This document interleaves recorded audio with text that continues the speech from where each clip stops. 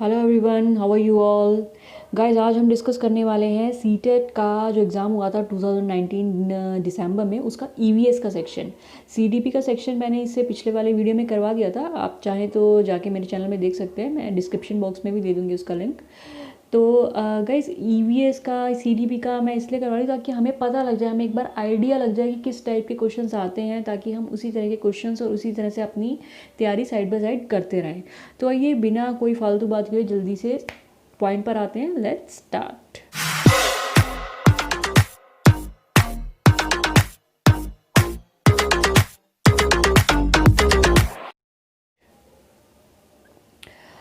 First of all देखते हैं यहाँ पे पहला question. A person boarded an express train on 29 November 2019 at Surat, Gujarat for Nagarcoil, Kerala. The train departed from Surat at 19:45, that means 7:45 hours, and reached Nagarcoil at 11:45 hours on 1st December 2019. If the distance between the Surat and Nagarcoil by train route is nearly 2120 kilometer, the average speed of the train during this journey was. Guys, इसमें हम क्या करेंगे, answer इसका है 53 kilometre per hour. तो इसके लिए हम क्या करेंगे, पहले तो हम डिस्टेंस कैलकुलेट कर लेंगे। डिस्टेंस इन्होंने दिया हुआ है, डिस्टेंस है 2120। उसके बाद हम देख लेंगे टाइम कि कितना टाइम लगा। 7:45 से हम देख लेंगे 29 नवंबर को 7:45 से जर्नी स्टार्ट हुई थी और 1 दिसंबर को 11:45 पे जर्नी ख़त्म हुई थी। तो हम टोटल आवर्स काउंट कर लेंगे कि कितने आवर्स लगे थे, और डिस्टेंस बाय टाइम से हम डिवाइड करके ये आंसर आ जाएगा 53 किलोमीटर पर आवर। आप चाहे तो एक बार करके देख लीजिएगा, बहुत ही सिंपल है। नेक्स्ट देखते हैं, which one of the following is a weight lifter of international fame. ये क्वेश्चन ज़्यादातर पूछा जाता है सीटीएट के एग्ज़ाम्स में इनके बारे में। वेट लिफ्टर जो इंटरनेशनल फेम की है, इसमें से वो है कर्नम मल्लेश्वरी। ठीक है, नेक्स्ट देख लेते हैं। विच, मैंने यहाँ पे फोटो भी दिया हुआ ताकि अगर कभी फोटो आ जाए तो आपको पहचान हो at least. Which one of the following is a group of roots. इसका सही आंसर है कैरेट, बीट रूट और रेडिश। कैरेट, बीट रूट और रेडिश दोनों ही रूट्स में पाई जाती हैं। ठीक है, इसका भी मैंने फोटो दिया हुआ है ताकि आपको थोड़ा सा, आपकी फ़ोटो देखने से ना हमें एक बार इमेज बैठ जाती है हमारे दिमाग में, वो चीज़ हमें देर तक याद रहती है। इसलिए मैंने आपको कोशिश किया साथ साथ कुछ फ़ोटोज़ देने की। नेक्स्ट देख लेते हैं, desert oak is a tree which is found in. Desert oak एक ट्री है जो ज़्यादातर पाया जाता है कहाँ पर, ऑस्ट्रेलिया में। ऑस्ट्रेलिया में पाया जाता है ज़्यादातर डेजर्ट ओक। ठीक है, नेक्स्ट देख लेते हैं, consider the following statements about Nepenthes, a plant which hunts.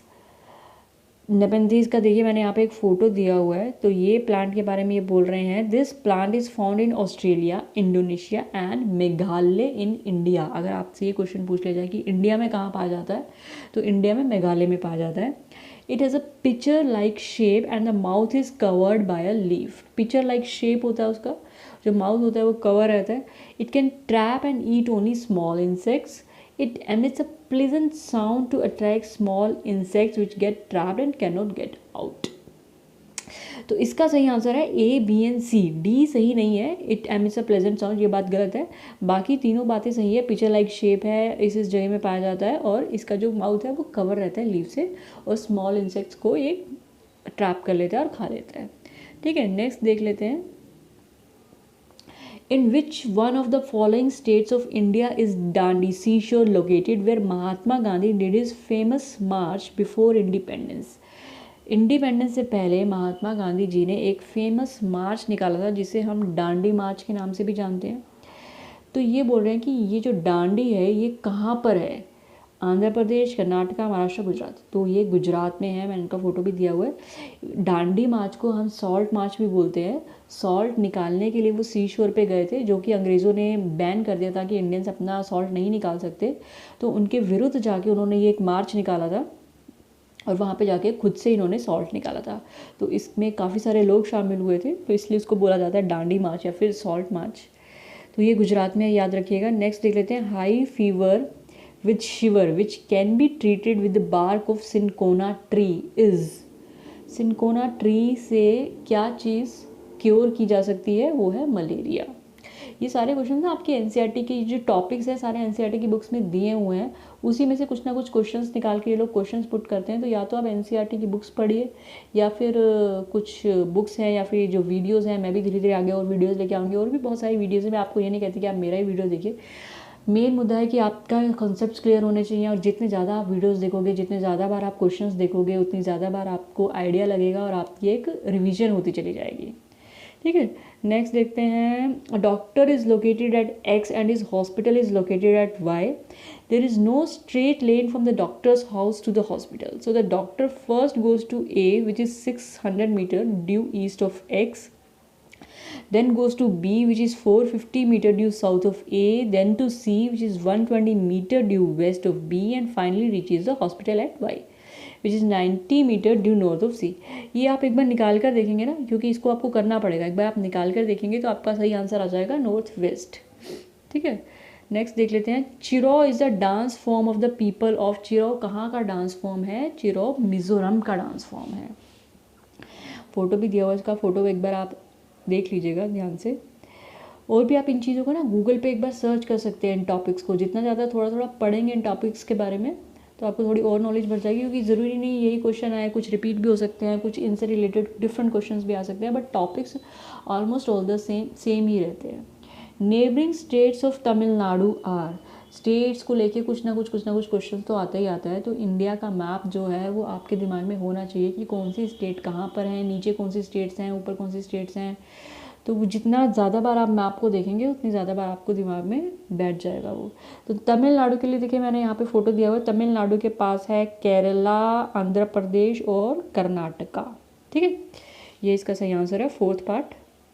Next देख लेते हैं, which one of the following should not be the objective of teaching EVS at primary level as per NCF 2005। NCF से भी कोई ना कोई question आता ही आता है। तो इसमें से to nurture the curiosity and creativity of the child, ये मेन ऑब्जेक्टिव है कि नहीं है? ये मेन ऑब्जेक्टिव है। इन्होंने पूछा कौन सा मेन ऑब्जेक्टिव नहीं है। To engage the child in exploratory and hands on activities to acquire basic cognitive and psychomotor skills, ये भी एक मेन ऑब्जेक्टिव रहता है, कॉग्निटिव और साइकोमोटर स्किल्स बच्चों का एनहांस करने का। To train child to locate and comprehend relationships between natural, social and cultural environment के बारे में उनको जानना, ये भी एक बहुत ही इंपॉर्टेंट ऑब्जेक्टिव है। To develop precise quantitative skills among children through understanding of environmental issues. Precise quantitative skills among children, ये ईवीएस का एक मेन ऑब्जेक्टिव नहीं है। ठीक है, नेक्स्ट देख लेते हैं कौन सा है, EVS for classes 3rd to 5th is a subject area which integrates. 3rd to 5th में ईवीएस जो पढ़ाया जाता है वो किसको मिलाकर बना है? आपके science, social studies and environmental education, तीनों का मिक्सचर जो है वो है ईवीएस। ठीक है, याद रखिएगा, साइंस, सोशल साइंस और एनवायरमेंटल एजुकेशन तीनों को मिला के बना है। Which of the following is true with respect to EVS? EVS is a subject taught from class 1 to 5। For classes 1 and 2 EVS is taught through language and mathematics. देखिए 1 और 2 में आपका ईवीएस अलग से सब्जेक्ट नहीं है, वो आपके थ्रू लैंग्वेजेस, थ्रू मैथमेटिक्स, उनके थ्रू ही आपको थोड़ा थोड़ा ईवीएस का नॉलेज दिया जाता है, लेकिन अलग से ईवीएस का सब्जेक्ट नहीं है, अलग से है आपके 3rd और 5th में। तो इसमें ये पूछ रहे हैं कौन सा ट्रू है? इसका सेकंड पार्ट ट्रू है कि फर्स्ट और सेकंड में हम लैंग्वेजेस और मैथ्स के थ्रू ही ईवीएस पढ़ाते हैं। ठीक है, बाकी कोई ट्रू नहीं है। Children get lot of space to learn EVS through exploration, this indicates that EVS is learn through rote memorization हम कभी नहीं करवाते हैं। EVS is learn through information, ये भी कुछ हद तक ठीक है, लेकिन यहाँ पे ये पूछ रहे हैं कि चिल्ड्रन गेट, जिसमें बच्चों को बहुत सारा स्पेस मिले खुद से एक्सप्लोर करने के लिए, तो वो कौन सा किस चीज़ को इंडिकेट करता है? That is means that EVS is child centred, बच्चों को ध्यान में रखते हुए हमने वो चीज़ करवाते हैं। ठीक है, which of the following is a sub theme under the theme suggested in the EVS syllabus? Sub theme कौन सा है? देखिए मैंने यहाँ पे नीचे आपको 6 थीम्स दिए हुए हैं ताकि आपको याद रहे कौन कौन से 6 थीम्स हैं। Family and friends, food, shelter, water, travel and things we make, तो ये आपके मेन थीम्स हैं। इसमें से जो आप देखिए कि फूड एंड फ्रेंड्स है, फूड है, नहीं फैमिली एंड फ्रेंड्स है, सॉरी फैमिली एंड फ्रेंड्स है, फूड है, थिंग्स वी मेक है, एनिमल्स जो है वो सब थीम है, मेन थीम नहीं है। ठीक है, तो ये सब थीम इन्होंने कौन सा पूछा है, तो सब थीम है third animals. Which one of the following is a desirable practice for an EVS teacher? Addressing multicultural dimension of diverse classroom, encouraging children to provide important information related to the concepts of EVS, linear arrangement of 6 themes of EVS, relying only in textbook। जो desirable practice है EVS teacher का, जो होना चाहिए एक EVS teacher का, वो है कि बच्चों को जो डाइवर्स क्लासरूम है, एक क्लासरूम के अंदर आपको विभिन्न प्रकार के बच्चे मिलेंगे जो अलग अलग लैंग्वेजेस बोलते हैं, अलग अलग कल्चर से आए, वो अलग अलग स्टेट से भी हो सकता है। तो उन सबको एक साथ लेके उन सबको डिफरेंट कल्चर के बारे में, डिफरेंट इन्वायरमेंट के बारे में उस क्लास में आप उनको बताना और सबको इक्वल इम्पोर्टेंस देना। ये नहीं कि कोई नीचे है या कोई ऊपर है, सबको इक्वल इम्पोर्टेंस देके आप सबको एक साथ लेके चलना। तो ये एक ईवीएस टीचर का मेन उद्देश्य होता है। नेक्स्ट देख लेते हैं, which of the following is are important in constructing knowledge in EVS by the children? Active participation of children, community members of children, textbooks of EVS, description and definition given in the textbook of EVS। इसमें से कह रहे हैं कि EVS का knowledge construct करने के लिए इंपॉर्टेंट पॉइंट कौन कौन से हैं? बच्चों का participation, community members, text books of EVS, तीनों इंपॉर्टेंट है। Description and definition given the text books of EVS इतना इंपॉर्टेंट नहीं है, क्योंकि हम बच्चों की अंडरस्टैंडिंग पर, उसके एनवायरनमेंट से बच्चा कितना सीखता है, EVS उस चीज़ के ऊपर है, ना कि बच्चों को घोट के डेफिनेशन रट्टा लगवा दो। वो जब तक समझेंगे नहीं उस चीज़ को, तब तक डेफिनेशन करवाने का इतना मतलब नहीं है। तो A, B और C इसका करेक्ट आंसर है। Children can be effectively engaged in EVS learning through narrative, stories, effective explanation of concepts by the teacher, effective demonstration and explanation of concepts by the teacher। Children can be effectively कैसे engage कर सकते हैं हम बच्चों को in EVS learning? By narratives, by stories।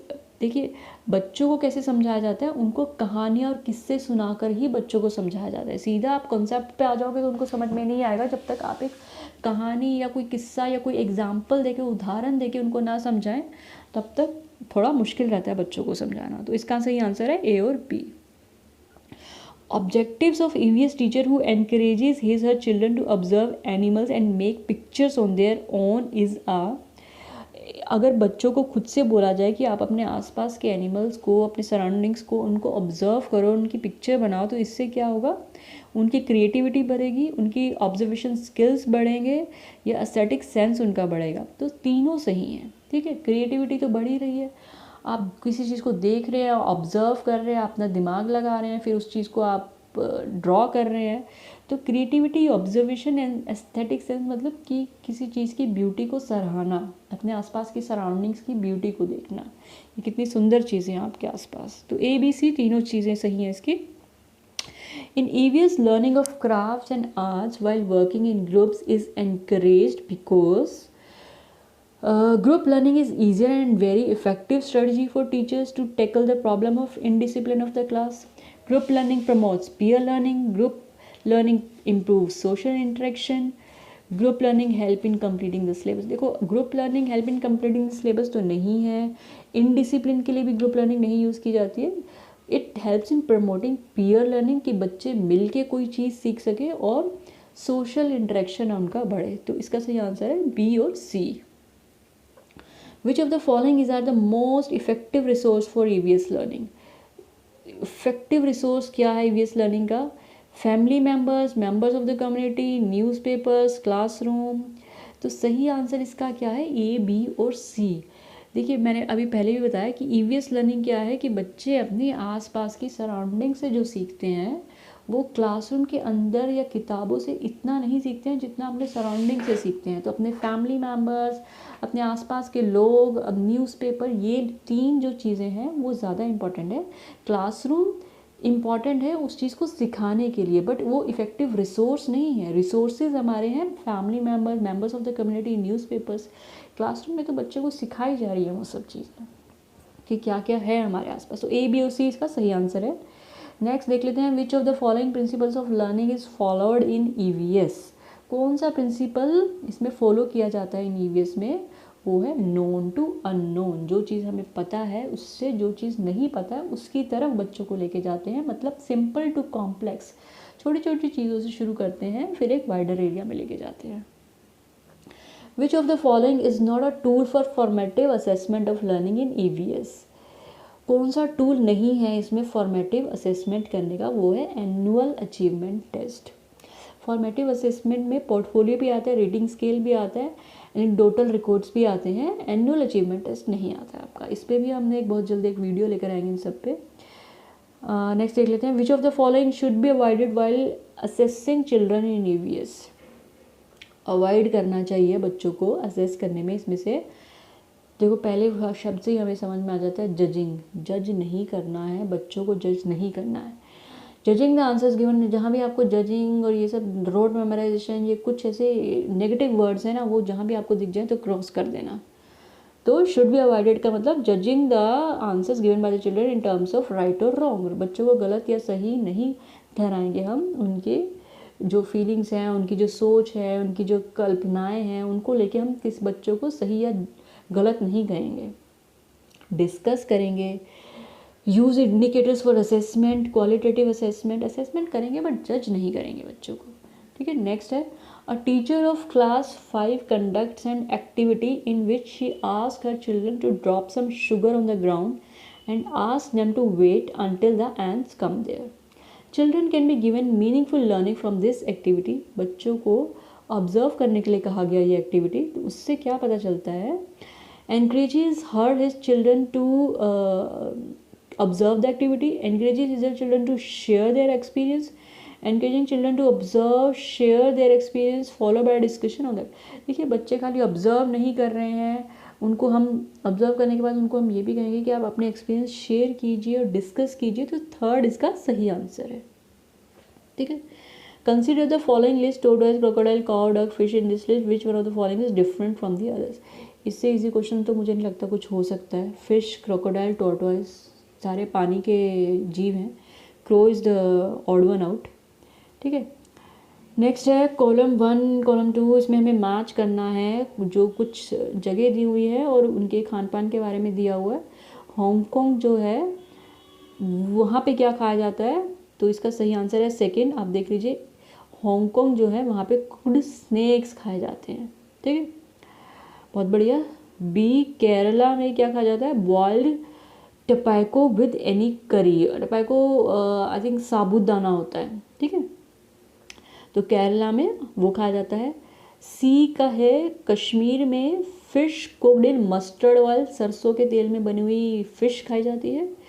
Goa में खाया जाता है fish cooked in coconut oil. जो आप थोड़े से नीचे चले जाएंगे तो कोकोनट ऑयल का यूजेज बढ़ जाएगा क्योंकि कोकोनट ज़्यादा होते हैं वहाँ पे, तो थोड़ा सा अपना दिमाग लाएंगे तब भी आपको समझ में आ जाएगा। गोवा थोड़ा सा नीचे है, तो fish cooked in coconut oil इस गोवा में यूज़ होता है। ठीक है, केरला में वो करी वगैरह थोड़े ज़्यादा यूज़ होती है, तो उनसे आप अंदाज़ा लगा सकते हैं। नेक्स्ट देख लेते हैं, which one of the following bird species move it's next back and fourth with a jerk. एकदम झटके से कौन अपनी गर्दन घुमा सकती है, वो है हमारी मैना। और 360 डिग्री पे कौन अपनी गर्दन घुमा सकता है, वो है आउल। ठीक है, वो क्वेश्चन आया नहीं है अभी इसमें, तो मैना के बारे में पूछा है। जो जर्क से, जो अगर जर्क आ जाए कि झटके से कौन घुमाता है, तो वो मैना है। Consider the following description of houses in Rajasthan. The villagers live in mud houses with roofs of thorny bushes. Rajasthan में विलेजर्स जो है वो मड हाउसेज में रहते हैं विद थॉर्नी रूफ जो होती है थॉर्नी बुशेस की बनी होती है। मनाली में houses are made up of bamboo pillars. Leh में 2 floor houses are made up of stones. The ground floor is for animals and for storing necessary things. कौन सा सही है इसमें, ए और सी सही है। मनाली में houses are not made of bamboo pillars, A और सी इसका सही जवाब है। Consider the following statements about elephants. Elephants के बारे में भी बहुत बार पूछा जाता है, आप थोड़ा पढ़ के जाइएगा एलिफेंट्स के बारे में। Elephants do not rest very much, they sleep 2 to 4 hours only in a day. B है, an adult elephant can eat more than 200 kgs of leaves. They love to play with mud and water, the mud keeps their skin cool. In elephant herd the oldest elephant decide, female elephant decides everything. देखिए इसका सारा सही है, ए, सी और D. B जो है देखिए according to NCERT अगर आप गूगल करेंगे ना आपको बहुत तरह की चीज़ें मिलेंगी। किसी पे आएगा कि 100 किलो खाता है, किसी पे 200, किसी पे 300, किसी पे 400। हाथी भी अलग अलग हैं, Indian elephant, African elephant, Asian elephant, पता नहीं कितने तरह के एलिफेंट है। तो सबकी जो डाइट है वो थोड़ी डिफ़र करती है।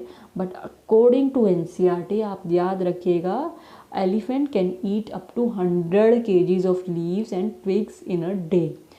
अकॉर्डिंग टू एनसीईआरटी भाई वो 100 किलो ही खाता है, तो आपको अपने दिमाग में 100 किलो ही रखना है, चाहे कोई कुछ भी बोले। ठीक है, तो यहाँ पर 200 किलो दिया है तो वो हम गलत कर देंगे बिकॉज हम एनसीईआरटी को फॉलो कर रहे हैं। तो इसका सही आंसर है सी, डी और ए, सी और डी, कुछ भी कर लीजिए। तो ये थे ईवीएस के क्वेश्चन, 30 क्वेश्चन। पहले हमने सीडीपी के 30 क्वेश्चन किए थे, ये ईवीएस के 30 क्वेश्चन हैं। इसके बाद हम कोई और 30 क्वेश्चन लेके आएंगे, जल्दी मिलेंगे एक और वीडियो में। तो चैनल को सब्सक्राइब नहीं किया तो गाइस प्लीज़ चैनल को सब्सक्राइब कर दें यार, और वीडियो अच्छा लगा है तो लाइक भी कर दीजिएगा। So thank you so much, have a nice day, good bye.